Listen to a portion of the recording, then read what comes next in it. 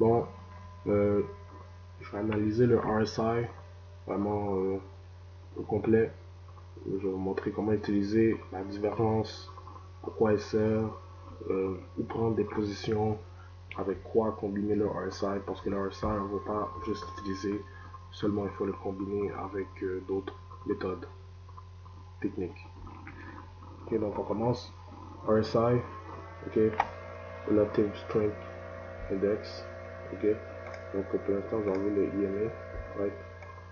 Relative Strength Index, ok, c'est un oscillateur. Donc ça fonctionne, en résumé, ça fonctionne avec le mouvement, le cours du mouvement d'une paire ou d'autres ou n'importe quoi, ok. Donc ça fonctionne selon le mouvement, ok. C'est relatif, ok. Ça montre la puissance du mouvement. Donc si on descend, le RSI doit descendre. Si on monte, le RSI doit monter. Je vais prendre quelque chose de... Ok, donc comme ici, si on descend, vous voyez downtrend. Donc si on descend, le RSI descend. Quand on a des périodes où on monte un peu, le RSI monte, on descend, ainsi de suite. Ok. Juste maintenant qu'on a des périodes où le RSI arrive en dessous de 30 et en haut du 70. Ok, c'est sur une échelle de 100. Ok, donc ces périodes-là s'appellent les sur, comme je vais dire en français. Hein. Donc en haut du 70, on appelle ça le surachat et en dessous du 30, survente. Ok, qu'est-ce qu'elle représente? Ok, elle représente une zone. Bon, en fait, on va commencer par la surachat. Ok, elle représente une zone où le marché peut se retourner, ok, ou un rebond, dans le sens, pas un rebond, je voulais dire changement de direction, désolé, un changement de direction, ok, ça indique que le marché a atteint un haut, ok, donc dans les prochaines heures ou par la suite, on aura un changement de direction majeur ou à court terme, ok, bien sûr, majeur ou à court terme, ça dépend de vous, ok, donc si avec le changement de direction, on va chercher un 50, 60 pips, 70 pips, 80 pips, c'est un très bon mouvement. Okay. Donc, même affaire, mais le contraire pour la zone de survente, c'est un moment où le cours peut se retourner durant les prochaines heures ou dans les prochains jours. Ça dépend bien sûr. Okay. C'est pour ça, comme je dis, on ne peut pas juste utiliser comme ça parce que ça nous permet de dire que le marché va se retourner bientôt. Donc là, pour voir où on pourrait aller mettre une position ou un pending order ou voir où on pourrait, jusqu'à où la divergence va aller, parce qu'une divergence peut continuer. Ok, dans ok, là je commence à parler de divergence. Ok, là je vais retourner dans, dans les zones. Ok, je vais retourner dans les zones. Ok, donc c'est des zones très importantes. Parce qu'on voit, c'est là où c'est dans ces zones-là où le marché se retourne. Où on a des périodes où on a des pullbacks, si on est dans un uptrend ou downtrend, où on a des retournements complets, des trend reversals. Okay? Donc c'est avec le RSI qu'on identifie, je dirais qu'on va identifier dans l'avenir les possibilités d'avoir des reversals. Okay? Donc comme je l'ai dit, c'est toujours dans ces zones-là où on voit un changement de direction, majeur ou à court terme. Hein?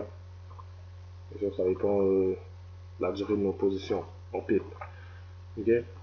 Puis là, on va parler de divergence. Right? Donc, je l'ai expliqué, j'ai dit, en haut 70, c'est la zone où, ben, ainsi de suite, ben, de 70 à 100, ok? C'est la zone où on appelle sur vente. Désolé, sur achat. Ok, sur achat, c'est la zone où on a une possible correction de la valeur, ou correction dans le sens changement de direction. Et la zone, comme on voit, ça c'est le chiffre là. Si je les place, ça c'est comme j'ai dit, c'est selon la valeur, ben, le cours. Ok, donc si je suis là, c'est à dire que le 7 octobre 2018 à 17h, on a eu un RSI de 82. Donc on est en sur achat. Donc on se dit correction possible du cours du euro New Zealand. Ok, donc euro kiwi. Ouais, ça dépend comment on dit. Ok, donc même affaire du côté d'un sur-vente. Ok, environ ici, comme on voit, on a la divergence. Et puis là, vu qu'on a eu la divergence et on était en survente, donc on a eu une correction vers le haut. Ok, ici on voit sur achat, donc correction vers le bas. Ok, bon, là je vais facilement, hein. Mais bon, on va détailler après. Ok, je trouvais un comme ici, mouvement vers le bas, puis on voit on est rendu en survente, donc on se dit ah, correction vers le haut possible. Donc comme on voit par la suite, une journée après on a eu la correction. Pourquoi ça se passe? Bon, bien sûr, sur cas par cas. Des fois, on a la correction tout de suite ou des fois, elle prend du temps. Puis quand elle prend du temps, c'est ce qu'on appelle la divergence. Ok? Parce que avec correction, soit du côté sur-vente, ben, qu'on a un mouvement baissier, et du côté sur achat, qu'on a un mouvement aussi, comme ici. Ok? Donc, pourquoi ça ne arrive jamais tout de suite? Ok? Ben, en fait, on a, comment dire, comment dire, ça dépend aussi comment on aperçoit le marché. Ok? Donc si on se dit, moi, pour moi, une correction, c'est 40-50 pips, c'est bon. Si moi, j'attends une correction assez importante, par exemple, on a une divergence comme ici, puis je me dis, ah, ok, donc on a un pattern, on a la résistance en B1 qui vient d'apporter comment dire, à notre position ou à notre intérêt par rapport à cette position-là qu'on va prendre. Et on me dit, ah, ok, donc je vais viser plus haut parce que je me dis, ah, ok, la correction va être assez importante. Puis mettons, je mets le IMA. Ouais, comme on voit, ça touche le IMA 100. Donc, puis, ouais, puis c'est ça. Donc, je me dis, ah, ok. Donc, là, on pourrait aller chercher quelque chose de plus intéressant qu'une position à court terme. Ok, bien sûr, ça dépend cas par cas, mais comme on voit, si on se base juste sur vente sur achat, donc comme on voit là on est sur achat, on va arriver ici. Déjà là on a la divergence, donc vente. Donc, mais aussi on a la résistance qui vient apporter à cette confirmation d'une vente. Ok, donc là on va passer à la divergence. Ok, donc la divergence, je vais prendre de l'eau. Ok, donc la divergence, comme ici, c'est comme j'ai dit, vu que le RSI doit suivre le cours de la paire, donc quand on monte, quand on descend, donc ça doit faire la même action, ok, parce que c'est en fonction du cours.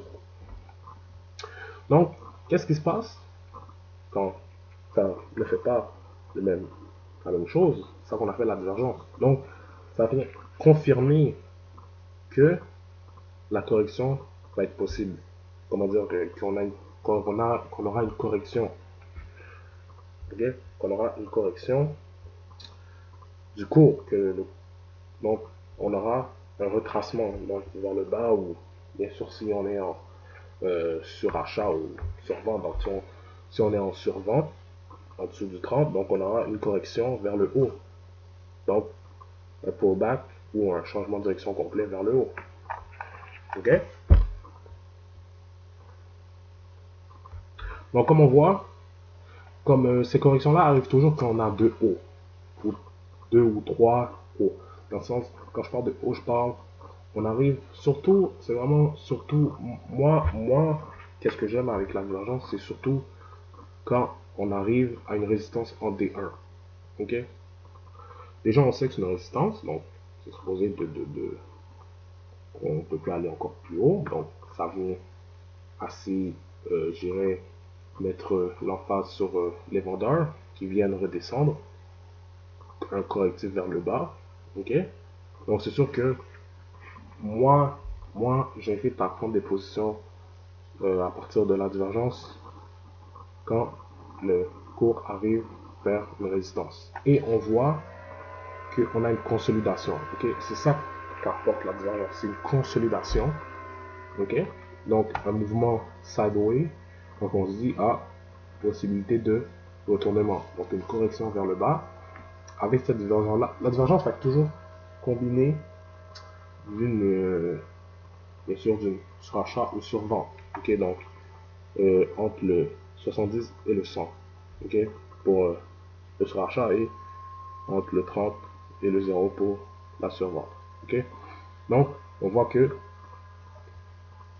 ça va amener la consolidation, puis on va toujours avoir un retour, ok, à la résistance ou le plus haut qu'on a été dans ce mouvement haussier.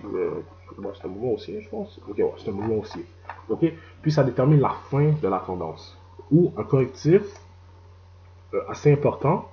Ok, bien sûr, ça dépend qu'on voit. Mais bon, comme ce mouvement-là, c'est très bien, tu vois. C'est un mouvement de. C'est quoi de, quoi en tout? C'est un mouvement de. Environ, bon, ça dépend de tout le mouvement, là, ça dure pas mal plusieurs jours. Mais si on prend le début du mouvement, c'est un mouvement de 200 pips. Alright. Bon, c'est quand même une paire assez volatile, hein, Euro New Zealand. Hein, 74, le 3 décembre 2017. Donc, c'est quand même volatile. Donc, c'est sûr qu'il y a des gros mouvements. Right? Mais comme ce mouvement-là, c'est 200 pips. Donc, 2000 micropips. Très, très gros mouvement. Right? Donc, c'est sûr que on essaie toujours d'attendre une consolidation. OK? OK? Comme ça, bien sûr, ça dépend comment on va chercher notre position. Hein.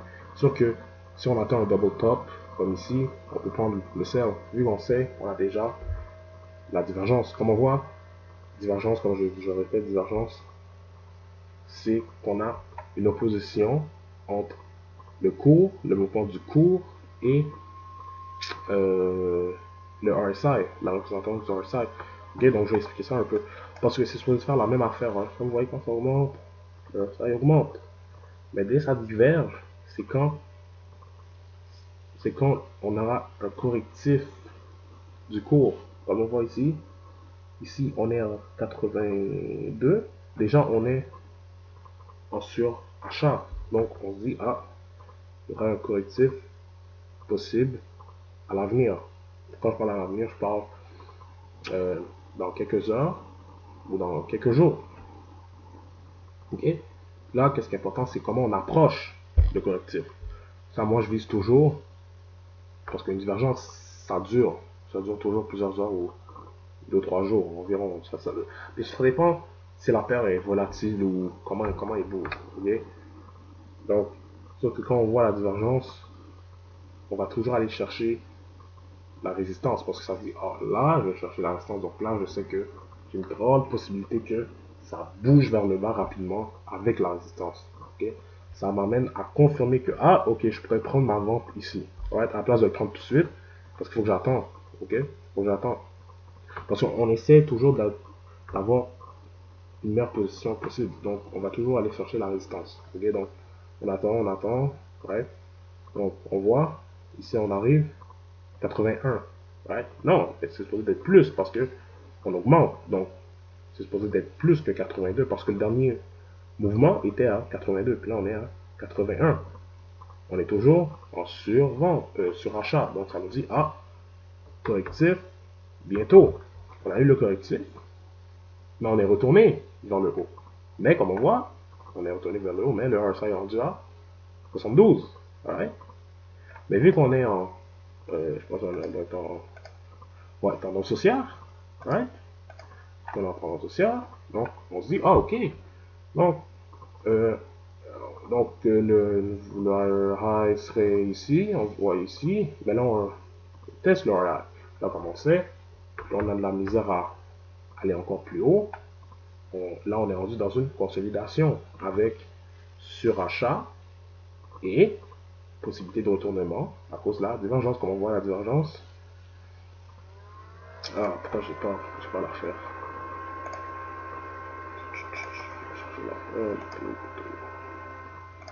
Oui, donc la divergence va être comme ça.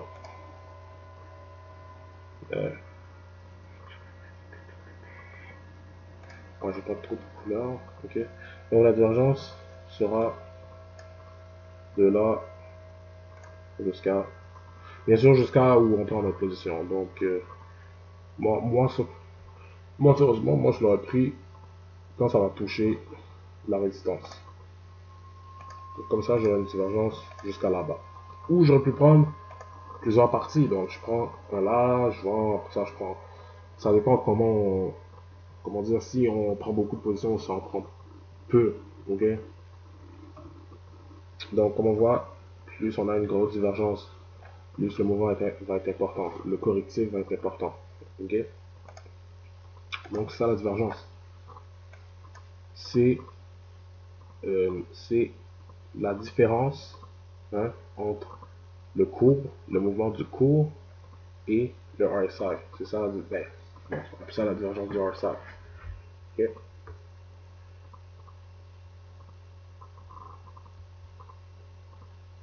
Ok, c'est des comportements différents entre le cours et le RSI. Right? Donc, c'est ça.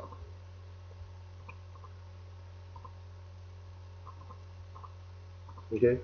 Puis aussi, ça indique, je pourrais ajouter ça aussi, ça indique l'essoufflement, comment dire, l'essoufflement de la tendance haussière ou baissière. Ça dépend si on est dans une tendance haussière ou baissière. Okay? L'essoufflement dans le sens avec une consolidation dans l'essoufflement, qui veut dire que potentiel vendeur à venir. Non, majoritairement vendeur. Ok? À venir. Okay? Mais c'est sûr qu'avec la divergence, ça va commencer à se consolider parce qu'on se dit,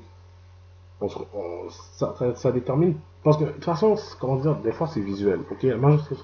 Majoritairement c'est visuel.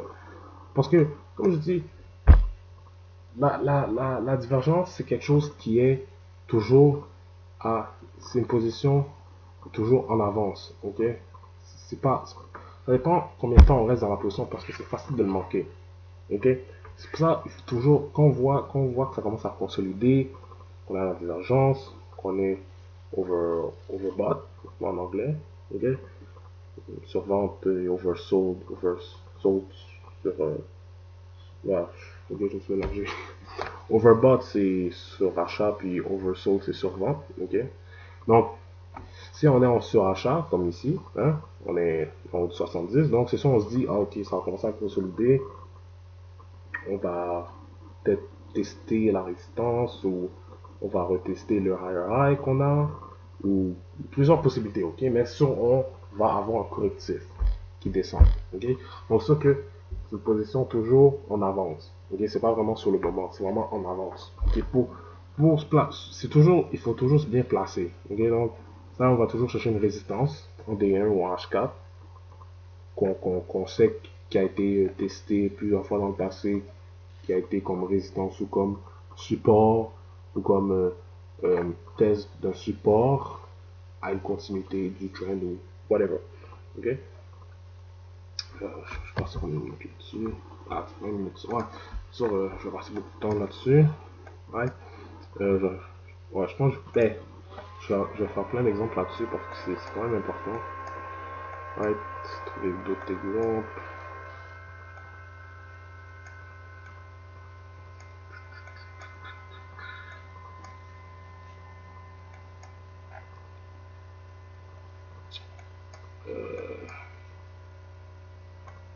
right, comme ici, right, là on va aller en H4, ben, dans le sens, les lignes en H4, right, comme ici, bon, ça,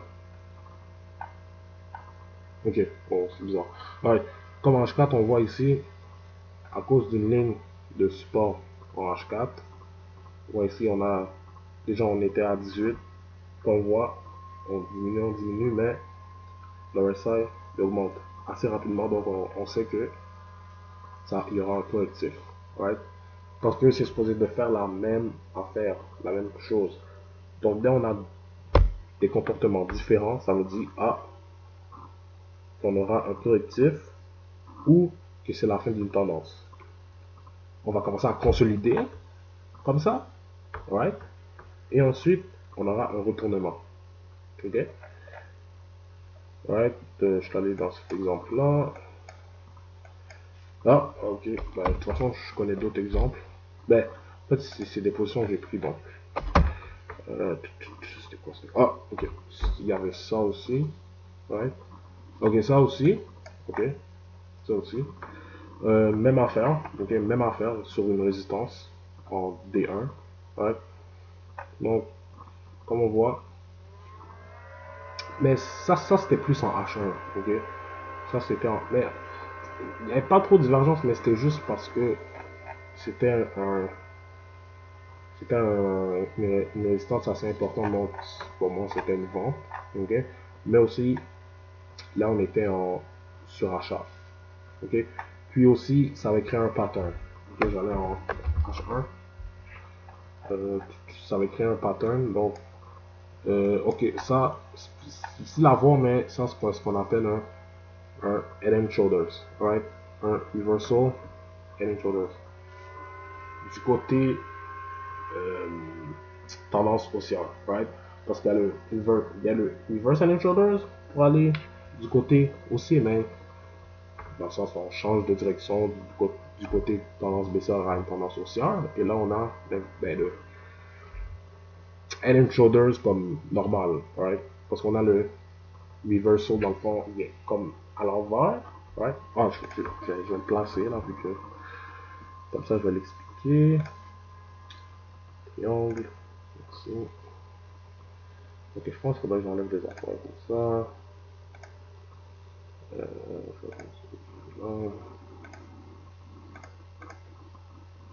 Ok, donc c'est sûr que la divergence aurait été en H1, ok. Mais de toute façon, comme je le dis, consolidation, right? Ça va amener la consolidation, ok. Parce qu'on sait que un trend, on a des hauts et des hauts et des hauts là et des hauts bas, mais des higher low, right? Donc si on a de la misère à aller chercher le prochain higher high, donc on se dit ok, il se passe de quoi? Le tournement en approche, ok? Donc ou correctif important ou bien sûr correctif, comme je répète, correctif, ça dépend combien de pips on va chercher, mais c'est sûr que ça c'est un bon correctif, c'est toujours un bon correctif avec les divergences et distance ou quelque chose d'autre, right? C'est toujours des bons correctifs. Donc, ça dépend de nous. Combien de pips on va aller chercher par position. Donc, ce correctif-là, c'est très bon, right? C'est 200 pips, 200 micropips, right? Des chevaux australiens, right? Donc, très bon correctif. Ok, donc, correctif, euh, baissier, très bon. C'est très bon, right? Donc, ok, là, je le place. Ok, donc, comme vous avez vu, ça, c'est basé sur résistance, consolidation. Ok, on se rapproche du IMA 100, ouais, ça aussi, un autre qui apporte aussi à la position, right? Puis là, on a le Head and Shoulders. Je sais pas si vous avez dit le overbought, mais bon, on a aussi le overbought. Ok, donc on va le placer, alright, c'est comme un inverted, mais sauf que là, on l'a dans le sens inverse, dans le sens normal, je dirais. Comme, il n'est pas inverted, tu vois, il est normal. Right? J'ai fait une vidéo là-dessus, donc comme ça, et comme ça environ. Ouais. Ouais, je dirais plus comme ça, mais bon, ouais. Mais bon, de toute façon, moi je le vois là. Donc, ça ressemble à ça. Sinon, ouais, ouais, c'est ça. Ok, donc, un reverse, ben, changement de direction d'un Head and Shoulders. Je peux pas dire inverted parce il est pas de l'autre côté, ok? Donc, c'est un Head and Shoulders normal, mais pour changer de direction, une tendance haussière à un correctif baissier, ok? Donc, juste avec ça, ça me disait sell, alright? Donc, deuxième. Bien sûr, parce que moi, je trouvais pas mal de raisons pour prendre des positions. Donc, c'est sûr que pattern, résistance, overbought.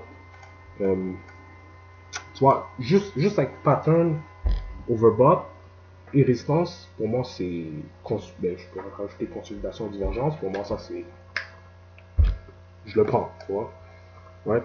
Quoi d'autre quoi? Ah, ok, notre position que je sais, j'avais pris. Ok. Finir en H4. Ah, je sais celle-là, ça fait longtemps, mais bon, c'est toujours comment dire, un de mes meilleurs. C'est comme ici. Bon, c'est pas celle-là, mais bon, celle-là. Ben, celle-là, c'était plus résistance, puis c'était conso, ok? Mais bon, si. Ah non, non, non, c'était New Zealand. New Zealand. Ok, c'est vrai. Ok, oh, c'est vrai, je me rappelle, c'était ça. Ok, ben il y avait ça et ça. Ok. Puis il y avait ça aussi, mais ça je l'avais pas pris, mais il y avait ça. Ok, je vais aller dans. Mais ça c'était vraiment. Ça c'était easy là. Parce que comme on voit, il y a pas mal tout. Ok. Donc, uptrend. Uptrend, pas obligé d'être un mouvement aussi. Hein. Comme on voit, on est dans une tendance de descente. Ah, bon. Mais bon. Mais bon, c'était pas. Mais bon, je l'avais pris juste parce que il y avait pas mal de choses qui me disaient que ouais, c'était pas mal sûr. Hein. C'était parce qu'on avait la ligne de résistance en H4, right? On avait la divergence, consolidation, puis on était en overbought. Donc c'est sûr qu'avec ça, je me suis dit, ah, sell. Même affaire pour ici. Support, je vais déplacer ça. Support, divergence, euh, ce support-là m'a juste dit, m'a juste confirmé que, ouais, on achète. Puis j'ai acheté jusqu'à ligne H4 parce que j'utilisais comme TP. Ok, take profit. Donc, divergence, hein, on était oversold, right? Puis on avait la ligne de support. Ok, ici je l'avais pas pris, mais bon, j'étais supposé le prendre. Right? Ça c'était un pattern de retournement qu'on appelle non,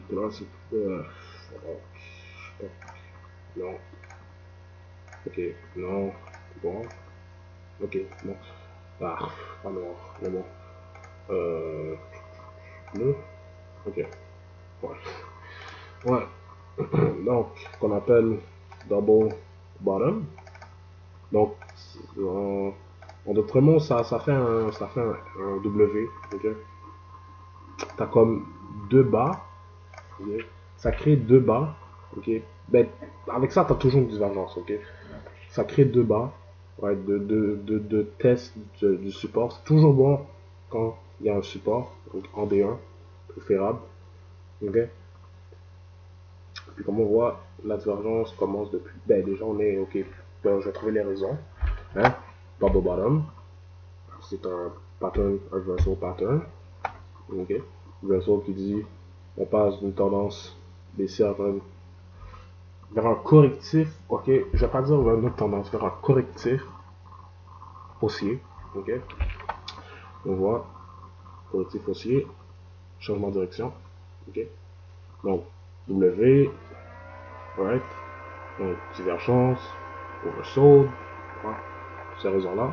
Ok, je vais une minute 30, right, je vais à 40. Je passe. Bon, ça, oh, bon, ça, je l'ai pas pris, mais je regrette. Ça, euh, bon, il y avait divergence, support qui a été testé, comme on voit ici et ici, et dans le passé aussi.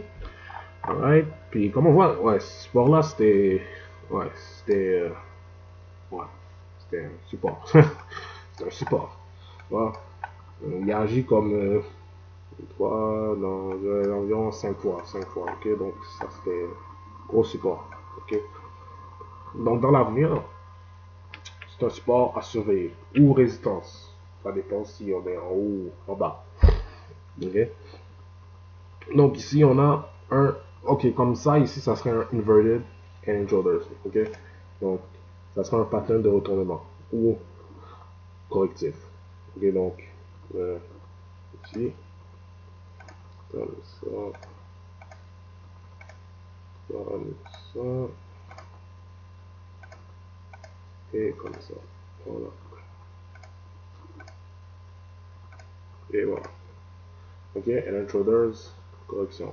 Ok, comme on voit ici, c'est un hand shoulders, mais c'est pas le meilleur, mais bon, c'est un hand shoulders. Ouais. Plus qu'un hand shoulders, des fois, c'est jamais comme le shoulder, le bas de shoulder, des fois, il touche juste, comme il n'y a pas un test, comme il n'y a pas le support, hein, du shoulder, le bas du shoulder, le deuxième, comme des fois, il touche juste pas. Donc, des fois, il est plus haut. Ok, mais ça, c'est vraiment. C'est pas. Ouais, c'est comme ça. C'est jamais précis. Mais bon, je pense que c'est clair. Hein, j'ai pas mal de. Mais bon, j'ai d'autres positions. Ouais, parce que moi, c'est pas mal ça que je trade. Hein, comme, ben bon, je fais pas mal de choses. Mais ça, c'est vraiment les principales. Les divergences. Je combine tout. Hein, par résistance. Comme ici, hein, divergence, on le voit. Hein, comme j'ai dit, c'est des répétitions, hein. C'est des répétitions. En plus, sur la même paire, j'ai trouvé comme des 4-5. Comme je te dis, c'est des répétitions, hein. Comme ici, on voit, même affaire. Bon, on va dire tendance haussier. Ok? Pourquoi? Des higher high, higher low consécutifs. Jusqu'à temps on arrive à un point où on a une consolidation. Hein? On a une divergence, résistance, en D1, et on est overbought. Donc on a un correctif. Alright. Donc, bon, on commence cette divergence, on voit. Ça ne fait plus la même affaire. Parce on retourne ici, mais le RSI est passé de, je dirais, passé de 81 à 69. Ok? Puis, on n'a plus de higher high. Right? Euh, c'est tout. Je suis à 40 ou. Ok. Ah, je vais faire 40. Ok. Right.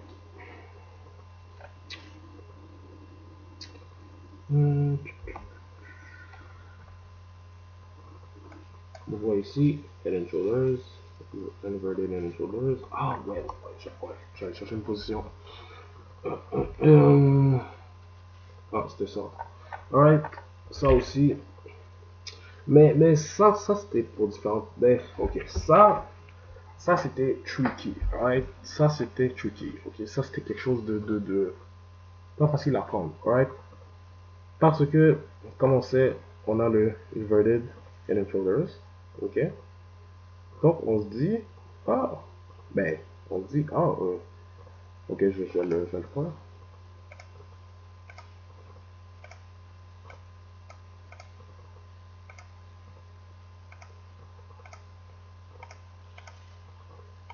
Ok. Ouais. Comme je dis, c'est jamais parfait, hein, mais bon, on voit que c'est un head and shoulders. Comme je l'ai dit, le plus bas, des fois, il touche juste pas. Ok? Mais comme on voit, inverted head and shoulders, je vois. Donc, on se dit pattern de retournement, ok? Donc, qui suit un correctif, ok? Là, comme on voit, ok, on a le pattern, mais on a la différence, et on voit, on a le support, ok? Mais ça peut être tricky parce qu'on se dit, ok, on aurait pu prendre ça, je pense. Si on va en H1, ça c'est un double bottom, double bottom, ok. Puis là, on va voir, descend, mais on descend, mais le RSI monte. Ok, donc on se dit, ok, là il monte assez vite, right? Donc on se dit, ok, il y a toujours des acheteurs. Puis comme on voit, on est en consolidation, donc on se dit, ah, ok, donc on aura le retournement. Ok, donc cela était tricky, mais il fallait attendre. Ok, il fallait attendre. Ok, puis bon, il y a plein d'autres exemples, mais sérieusement, c'est... Moi, je fais une deuxième vidéo. Là, je pourrais faire une deuxième vidéo. Ok, je vais m'arrêter là. Je vais faire une deuxième vidéo.